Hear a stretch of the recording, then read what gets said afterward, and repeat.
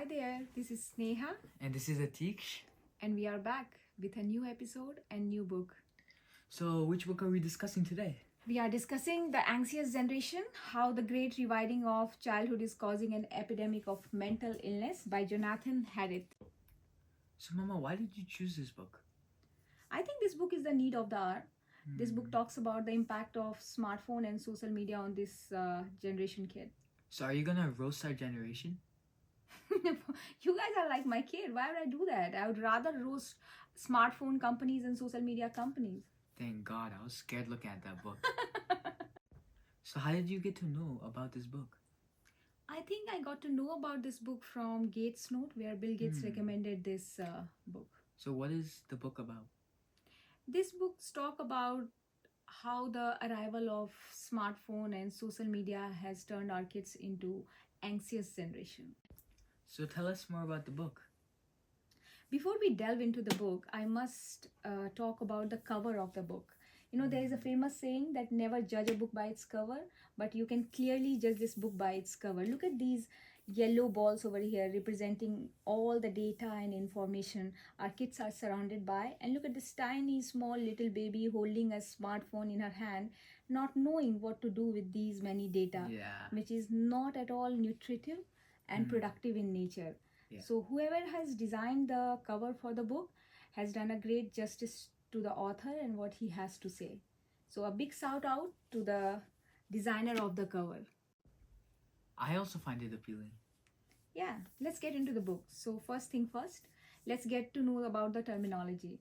So in this book, it's mentioned that people born from 1946 to 1964 are baby boomer generation. People born from 1965 to 1980s are Gen X. People born from 1981 to 1996 are millennials.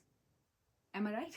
And people born from 1997 to 2010 are Gen Z, and people born from 2011 to 2024 are Gen Alpha. So, which generation do you belong to?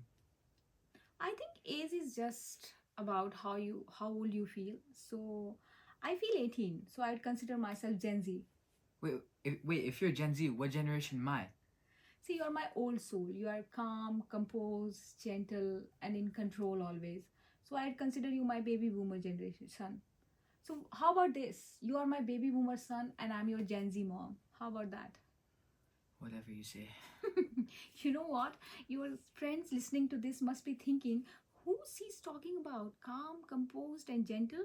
Is he really talking about Atish? Do you know something that I don't know of? Let me know. I won't tell him. Did you hear something? Yeah, I did. Anyways, moving on. Now that we know about the terminology of the generation, we have to understand how each childhood is different from others. Yeah. So when the baby boomer generation were growing up, they had radio and TV for distraction. But when they used to watch television, they were still having family time. They used to watch shows together. They were talking to their siblings. The family used to watch a show together and they used to cry together, laugh together. A sense of togetherness was still there. Then comes the Gen X. They grew up with same set of distraction like radio and TV. So I don't think they had any difference in their childhood. Baby boomer and Gen X had almost similar kind of childhood because their distractions were very much same. Radios and TV, that kind of stuff. Yeah. Then comes the millennials. By this time, flip phone had come. They were able to call and text anyone and everyone and whenever they want. So that has great perk and advantage because parents could contact their children and check about their well-being. But that also bring a new problem of instant gratification. They didn't have to wait to hear back from their family and friends, unlike telegram days when they had to wait to hear it back from their loved ones. But still that was fine because the pros were much better than the cons. Then comes Gen Z. By this time smartphone had come, so not just talking to your loved one was easy, but also YouTube and movies, entertainment like this were available at your fingertip. And it further adds to the sense of instant gratification. You don't have to go anywhere to watch movies and you don't have to wait for episode to get aired. Everything is available on your fingertip. So a lot of distraction had arrived for Gen Z. Yeah. Then comes Gen Alpha. They came in the time of high speed internet, 4G, 5G, and during the peak of smartphone, and where apps are designed to keep the kids hooked for hours and addicted. Instagram Reels, YouTube Shorts, TikTok, and short form content and whatnot. These small, tiny clips are designed to keep you hooked for hours. You keep on scrolling and it just never ends. This generation is surrounded by clutter of distractions. Yeah. Do you have any stats? The stats suggest that on average, teenagers of United States watch 9 hours of social media. Wow. And during this period, the cases of mental health issues and stress are skyrocketing. Just think how many things you can do in those 9 hours. You can use it in a lot more productive way than just scrolling on your phone. And the author says the impact of these Instagram reels are different for boys and girls. The impact on girls are that they are going through depression and stress a lot more than boys, because girls internalize their problem, and boys go out with their problem facing mostly anger management issues. So the same problem is affecting both the gender in different way. I choose to disagree. I'm stating the data that author has presented in the book. Okay, but I understand, but I feel like girls don't internalize problems and boys don't really like express their issues. That's what you think? Yeah. Well, you are entitled to have your opinion based Hmm. on the observation. Anyways, how do you define anxiety? Anxiety is something like fear, but it's not exactly fear. Fear is the emotional response in real or perceived threat, but anxiety is anticipation of future threat. But both are actually healthy responses to reality, but in excessive, it becomes disorder. Interesting. I've never thought about it that way. How do we know if it becomes a disorder and it's not just a regular fear anymore? See, fear is the most important emotion for survival of animal kingdom. Uh, think of it, fear as alarm bell, connected to a rapid response system. So when the threat is over, stress hormones stop releasing, and the fear subsides, and alarm stops ringing. Yeah. But if you feel fearful all the time or most of the time, then I'm afraid that it has already become a disorder. Okay, and this anxiety leads to depression? How would you define depression?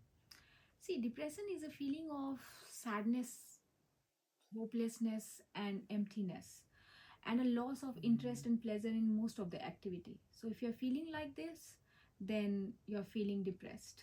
Hmm. So, how do people become depressed?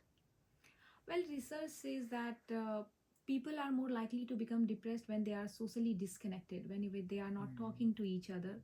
So, the author suggests the play based childhood to combat depression rather than phone based childhood.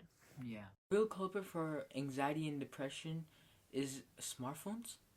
No, smartphones are not the culprit. It's the social media on these phones. Insta, TikTok, YouTube Shorts, these tiny clips are nothing but just clutter in your head with no nutritive and productive value to it. So, why doesn't the government just ban it? See, these smartphone companies and social media companies are big business giants. They are creating big revenues for the country. So the country will not take any action against it. And also it's a matter of parents and their consent. There are 1,000 products available in market, and we as a parents decide what is right for our children and what is not right for our children. So likewise, social media is also just one of the product, and we as a parents need to take decision about that. Yeah. If we use social media responsibly, then it can be productive too. That is true. You know, why do teenagers of your generation use social media? A research was conducted on group of teenagers, and they all were asked, "Are you okay if we take away Insta from your phone?" And almost all of them said no. And when they were asked, "Are you okay if we take Insta away from everyone's phone?" And all of them said yes, then we are okay. So it's mainly because of peer pressure. I don't think that it's because of peer pressure, but why do people think that us being on social media is negative for our mind and growth. Okay, let's understand the science behind it. The prefrontal cortex of your brain is that part of brain which is responsible for focus. Hmm. And at this age, it's still underdeveloped. And puberty is the age when your prefrontal cortex rewires to its adult configuration. And to give you distraction at this point of time, when you are learning how to pay attention, is actually terrible. I really think it's not fair to you guys, because Hmm. we as an adult have fully formed brain. We had a normal childhood without social media and without any distraction, but still we find it very difficult to focus and not to look at our phone when it keeps on buzzing with notification. So I can imagine how difficult it must be for you guys to become a focused adult. So does that mean that we're gonna grow up to become adults who cannot focus? Well, if we continue to expose our teenage children with social media during puberty all the time without any parental control, then what you are saying might become our scary reality. That sounds really scary to me as a child. I must wonder what you as a parent are feeling. Does the author propose any solutions to these questions? Yes, the author does suggest four norms as solution. First, no smartphone before high school. Second, no social media before the age of 16. I think currently the age is 13. And Mm-hmm. third, phone free school. I think most of the school have already begun to enforcing all these policies. Yeah. And fourth is uh, play based childhood Mm. rather than phone based childhood, unsupervised playtime, and children independence. And there's this beautiful line in this book by author that we have overprotected our children in real life and underprotected them online. That really resonated with me. So what does that mean? Just because there is no physical threat online, we think it's safer. But we do not leave our children outside alone, thinking about all the possibilities of mishappening that can happen. But the kind of bad psychological impact this internet can create on our kids' mind, we are not even fully aware of it yet. When we decide to give our children a phone, we are not just giving them access to internet and the whole world, we are Hmm. also giving this whole world and internet access to our children. Just think like that. Ah, that's scary. So we're giving up our privacy? Yes, in a way. Wow, I mean, like, I've never thought about it from that way. Nobody thinks like that actually. Yeah, so, like, what are some precautionary measures we can take to avoid that? You know what? I think we have already sought for 15-20 minutes, and I have been told that nowadays people don't have that longer attention span. So I think we'll come back with the part 2 of this book discussion. Make And sure to like, comment, share, and subscribe. till we meet again, live life with gratitude and keep reading. You heard it right. Live life with gratitude and keep reading.